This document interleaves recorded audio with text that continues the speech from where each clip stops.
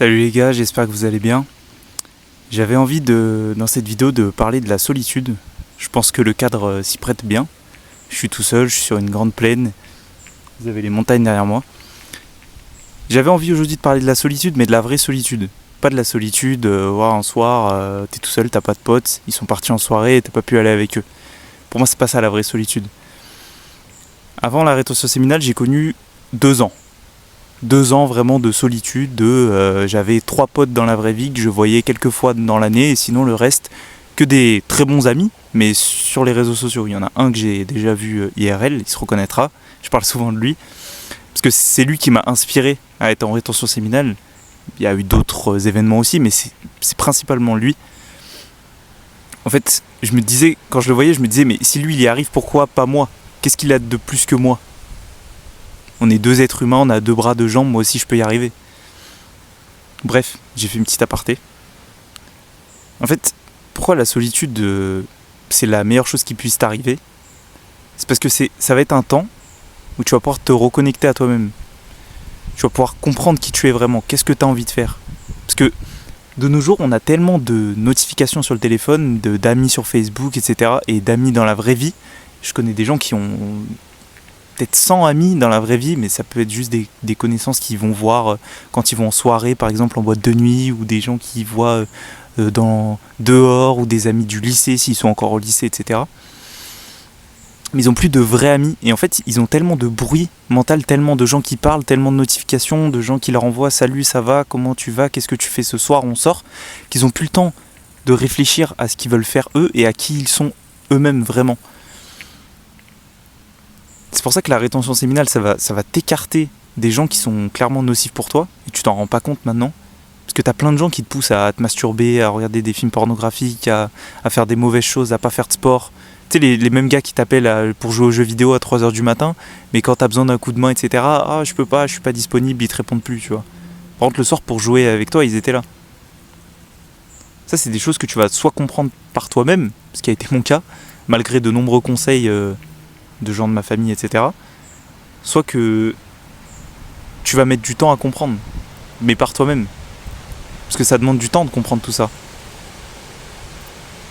Tu vas pas y arriver comme ça d'un coup à te détacher des gens, à réussir à comprendre qui est là vraiment pour toi, qui est là juste pour t'utiliser, pour passer un petit moment, un bon moment tout seul. Parce qu'il y a la plupart des gens aujourd'hui, ils sont comme ça, ils sont pas vraiment amis avec toi. Ils sont amis avec la version de toi qui leur plaît sur le moment. Donc par exemple, la version de toi qui joue aux jeux vidéo, ça ils aiment, mais par contre quand t'es vraiment toi-même, quand t'as envie de faire autre chose, quand t'as envie de discuter vraiment sur un sujet profond, bah ils sont plus là. Et quand t'es en rétention, tu fais tellement bouger l'énergie autour de toi, les gens ils ont tellement plus l'habitude de ça, ils sont tellement choqués, qu'en fait tu vas te débarrasser, tu vas débroussailler en fait ton petit champ là, et tu vas enlever les gens en fait qui te servent à rien. Les gens qui... Parce que la vérité c'est que toutes les amitiés sont transactionnelles, que vous le vouliez ou non. Les gens ils disent aujourd'hui oui mais les amitiés ça doit être construit sur l'amour de l'autre, on doit pas vouloir de l'autre qui nous donne quelque chose, mais c'est faux. Toutes les amitiés se construisent sur quelque chose. Si tu m'apportes rien, pourquoi je serais ami avec toi ? Si au contraire limite tu me fais descendre, si tu me fais faire du vice, si tu me fais faire des choses mauvaises, si tu me fais aller dans l'illicite, etc. Si tu me fais masturber, si tu me fais aller sur des sites pornographiques, si tu me dis, si tu m'envoies des meufs sur TikTok, si tu me dis vas-y viens on joue aux jeux vidéo jusqu'à 4h du matin, au lieu de me dire viens on va peut-être aller en nature, faire une randonnée, travailler ensemble, chercher quelque chose à faire, etc. Pourquoi je serais ami avec toi ? Tout est transactionnel. Pour revenir sur la rétention séminale, mais quand tu as une relation sexuelle avec une femme, c'est transactionnel. Tu donnes ta semence en échange, elle te donne un enfant. Ou je sais pas moi, si tu fais pas un enfant sur le moment, pardon, ça peut être autre chose. Elle t'apporte du réconfort, parce que plein de mecs font l'amour en pensant que c'est ce qu'ils veulent, mais ce qu'ils veulent c'est pas ça. Ce qu'ils veulent c'est du réconfort, c'est un attachement, c'est de la proximité. Parce qu'ils n'arrivent plus à se la donner à eux-mêmes. Ils la cherchent chez quelqu'un d'extérieur, sauf que tu dois la chercher d'abord chez toi.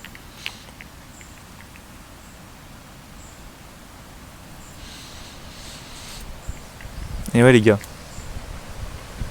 Donc moi la solitude ça m'a beaucoup aidé, ça fait partie de mon chemin. J'ai été seul pendant très longtemps.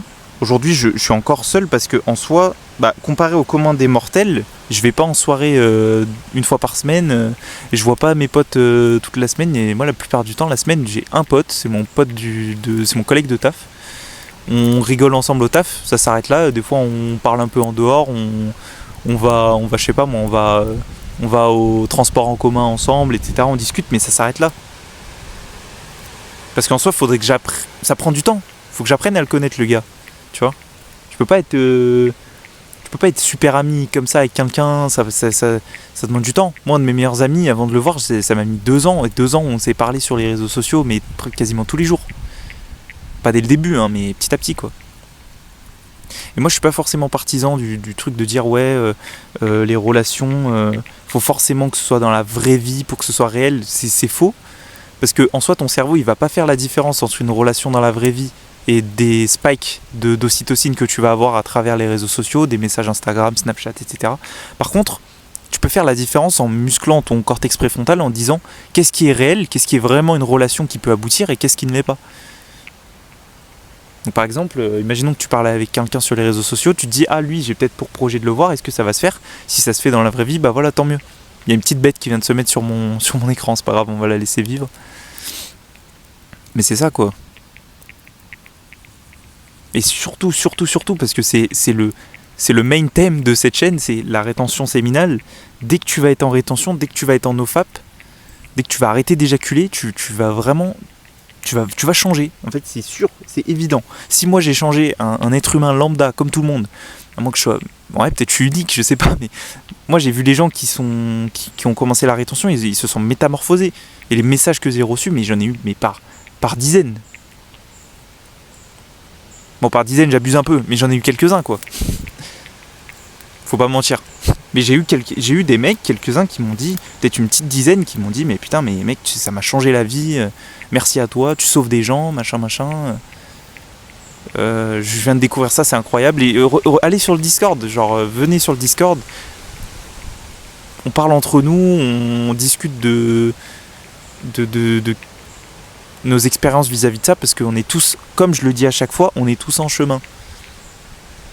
Donc tu dois passer par un temps de solitude où tu vas être tout seul. Moi j'aurais trop aimé avoir ces structures, avoir ces Discord, ces chaînes YouTube, avant que je découvre les mecs dans cette niche de rétention séminale et tout. J'aurais kiffé voir tout ça. Désolé, j'enlève la petite notification que j'ai eue sur le tel. J'aurais kiffé avoir tout ça. Mais j'ai pas eu tout ça. J'ai pas eu la chance d'avoir tout ça. J'ai dû le faire par moi-même. Donc aujourd'hui je te le donne. Donc pourquoi ne pas le prendre? Pourquoi pas essayer en fait? Pourquoi pas tenter d'être en rétention? Pourquoi se dire non mais ça me sert à rien, ça va rien changer, j'ai déjà fait 3 semaines, 1 mois. 3 semaines, 1 mois, t'es pas en rétention, mec. 3 semaines, 1 mois, t'es pas en rétention séminale. T'as été habitué pendant des années à éjaculer, mec. Tu crois que ton cerveau en 1 mois, ça met 5 à 6 mois, voire plus, il me semble, à recharger à créer un spermatozoïde. Je crois que ça peut aller jusqu'à 240 jours, 8 mois. Et pour retrouver un niveau à peu près normal de spermatozoïdes, je crois que c'est... En tout cas, c'est 180 jours, il me semble. En tout cas, c'est plus de 150 jours, si je dis pas de bêtises.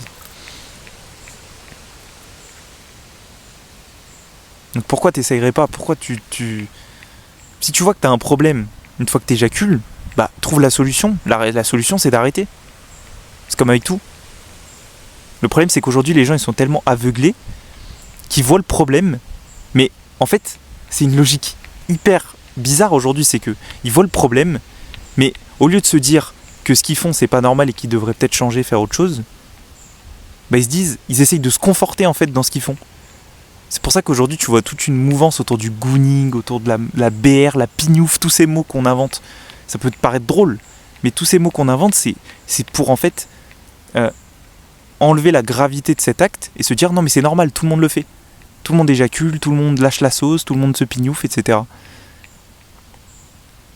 Moi je te pose la question, est-ce que tu connais un seul animal sur la terre entière, parce qu'on est des animaux, que tu sois d'accord ou non, qui éjacule comme ça tous les jours, voire plusieurs fois par jour, pour rien, mais dans le vide, hein, pas avec une femelle. Il y a même des animaux qui meurent après avoir éjaculé, les gars. pour vous dire la gravité de cet acte en fait. C'est des petits êtres en toi en fait, c'est des mini-toi, c'est tes cellules, c'est ton ADN que tu recraches comme ça dans les toilettes. T'as aussi peu de respect et d'amour propre envers toi pour faire ça.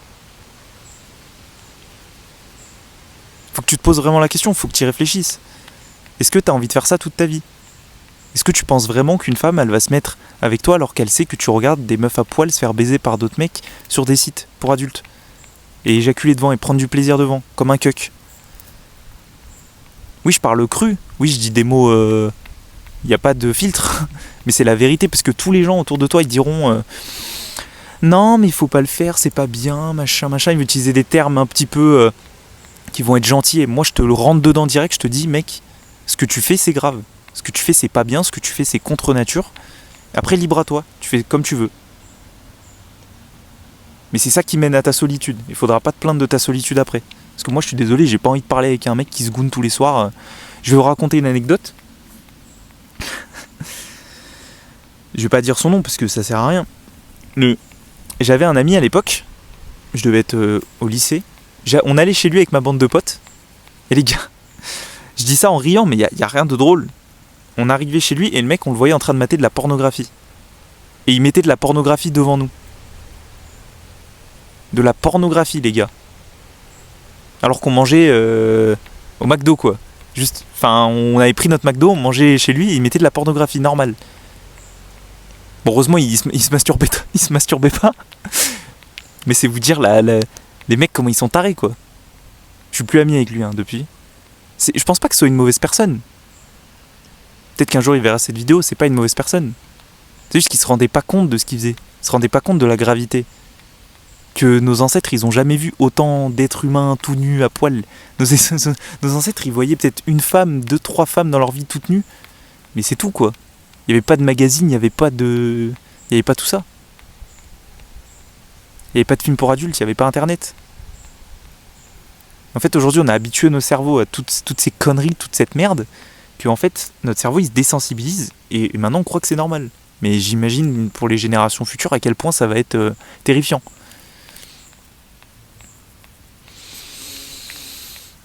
Mais bon. Donc c'est ça. Donc accepte la solitude. En fait, ce qui fait que tu n'arrives pas à être en rétention séminale, généralement, c'est que tu n'acceptes pas cette solitude. Faut que tu te retrouves face à toi-même. Que tu enlèves les distractions, que tu enlèves Pornhub, que tu enlèves YouTube, que tu enlèves Insta, TikTok, Snapchat, WhatsApp. Tu vas dans la nature comme je fais, tu restes une demi-journée, une journée, tu bivouaques tout seul, peu importe, tu m'en bats les couilles. Tu fermes ta gueule et tu réfléchis. Tu réfléchis vraiment à ce que tu veux faire. T'enlèves tous les biais, tous les biais que t'as dans ta tête, peut-être ta religion, ta spiritualité, je m'en bats les couilles. Tu réfléchis vraiment en tant qu'être humain naturel, en tant qu'être conscient, et tu te dis, est-ce que j'ai vraiment envie de faire ça de ma vie? Est-ce que j'ai vraiment envie de continuer à faire ça? Je te laisse sur ça. Ne t'écarte jamais de la voie, ne vous écartez jamais de la voie. Et je vous dis à bientôt les gars. Salut.